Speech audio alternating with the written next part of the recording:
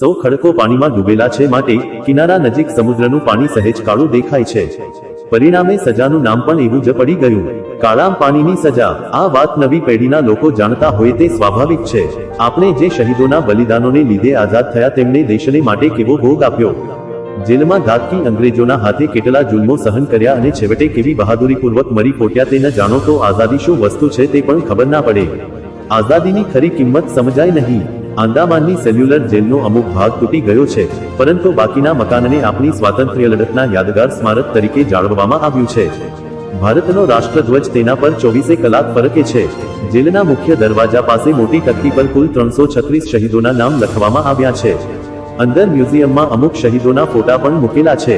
આ મ્યુઝિયમ જોવા માટે જે પર્યટકો જાય છે તેમને અરેરાટી થયા વગર રહેતી નથી, કારણ કે ભારતના ક્રાંતિકારોને રીવાવવા માટે અંગ્રેજ જોડિયાઓ જે સાધનો વાપરતા એ આજ દિન સુધી પણ આજે સચવાયેલા છે. એક મોટો સ્ટેન્ડ છે જેની સાથે આઝાદીના લડવૈયાઓને કસોકસ બાંધીને સાહેબો તેને કલાકો સુધી હંટર મારતા અને લોહીલુહાણ કરી મૂકતા. લોખંડની ગણી ન ગણા એટલી રીંગો છે જેમાં ક્રાંતિકારીઓના હાથ પગ અને માથું જકડી રાખતા અને ક્રાંતિકારીઓને તૂટ્યું બળેલી હાલતમાં દિવસોના દિવસો રહેવું પડતું તેલની મોટી ઘાણ છે, જેને ફેરવવા આપણે બળદની જગ્યાએ યુવાનને જોતરી દેવામાં આવતા હતા. ફાંસીનો માછરો છે, કોણ જાણે કેટલા જણાને લટકાવવામાં આવ્યા. આ સિવાય ખીલા ધાતુના સળિયા, લોટ દળવાની ઘંટી, હથોડા અને અનેક સામગ્રીઓ સચવાઈ રહેલી છે. ભારતના ક્રાંતિકારોને ભારતની મુખ્ય ભૂમિ પર જ રાખવાને બદલે તેમને છેક આંદામાન ધકેલી મૂકવાનું કેમ નક્કી થયું? 1857 પછી અંગ્રેજો ગભરાયા, કેમ કે હિન્દુસ્તાની સૈનિકો કરતાં તેમના સૈનિકો ઓછા હતા. વળી હિન્દી સૈનિકો તાલીમ પામેલા હતા.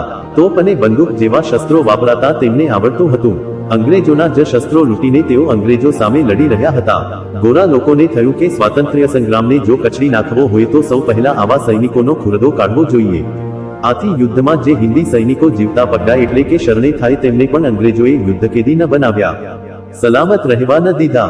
ઝાડની ડાળે દોરડા બાંધી સૌને દગાપૂર્વક ફાંસી આપી.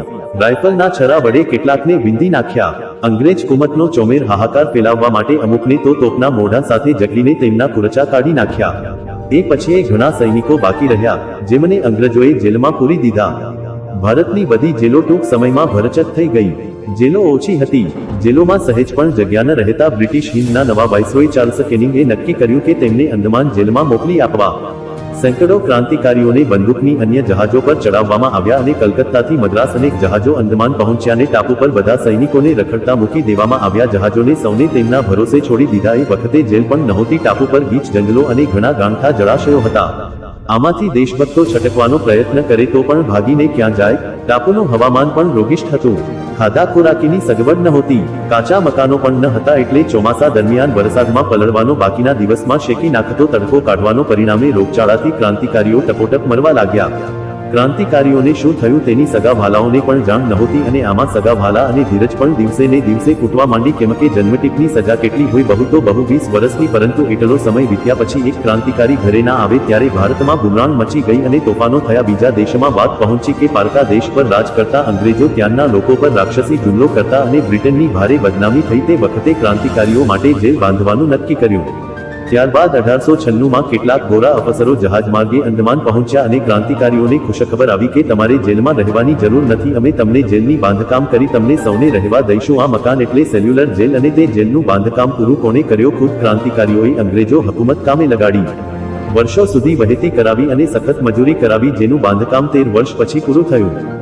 આ જેલમાં રહીને આપણા દેશભક્ત નિરાંતનો દમ ખેંચી શક્યા એવું ભૂલે ચૂકે પણ માનતા નહીં. કેમ કે આ જેલની ડિઝાઇન તૈયાર કરવામાં અંગ્રેજોએ ચાલાકી વાપરીને જેલનો આકાર સાયકલના પૈડા જેવો બનાવ્યો, જેનો એક હરોળનો કેદી બીજા હરોળના વ્યક્તિને જોયા પણ નહીં. અને 10 બાય 6 ફીટનું રૂમને ફરતે 3 બાજુ દિવાલ હતી, માટે એક રૂમનો કેદી પણ બીજા કેદીઓને જોઈએ નહીં. અને આ સાંકડી રૂમમાં સંડાસ બાથરૂમ પણ ન હતા. હવે સુવા માટેની જગ્યા પણ ન હતી, માટે આ પાંજરામાં સૂનનું એકલા પડી બેસવાનું હતું. દૂરથી નજર કરો તો આનો આકાર મધપુડા જેવું લાગે, માટે આનું નામ સેલ્યુલર જેલ પડ્યું. આ ખાનામાં ચૂપચાપ પડી રહેવાનું હોય તો જરા ઓછી પીડા થાય, પણ કર્નલ ડેવિડ બેરી નામનો ઘાતકી જેલર એક કેદીને જંપીને બેસવા દે તેવો ન હતો. જરા સરખી ફરિયાદ કરી કે તરત બેરીના પઠાણો કેદીને બહાર ખેંચી કાઢી. ફટકા મારવાના પહેલા સ્ટેન્ડ પર સુવડાવીને 2-3 કલાક સુધી હંટર લગાવે, અથવા તેલની ઘાણી સામે બાંધે, અથવા તો મોટા ખડક સામે આંગળી ચીંધીને કહે કે આ ખડકના સફરજન જેવા નાના કટકા કરો અને કામ પૂરું થાય ત્યારે જ ખોરાક અને પાણી યાદ કરજો.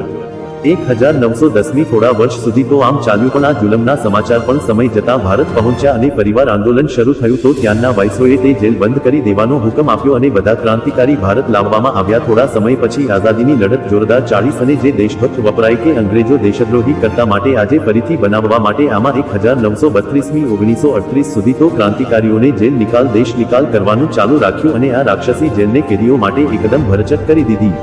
મોટાભાગના લડવૈયાઓને 25 વર્ષની સજા કરવામાં આવી, જે ઓછામાં ઓછી હતી.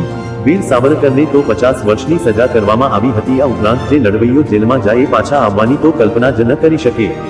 દ્વિતીય વિશ્વયુદ્ધ પછી 7 ચણતરમાંથી આમાં 4 તૂટી પડ્યા અને આજે માત્ર 3 જ બાકી છે, જેમાં એક તો સાવ ખંડેર જેવું છે અને ભારત સરકારે 2 જણતારોને રાષ્ટ્રીય સ્મારક જાહેર કર્યા છે, જેમાં પર્યટકો મુલાકાત લે છે.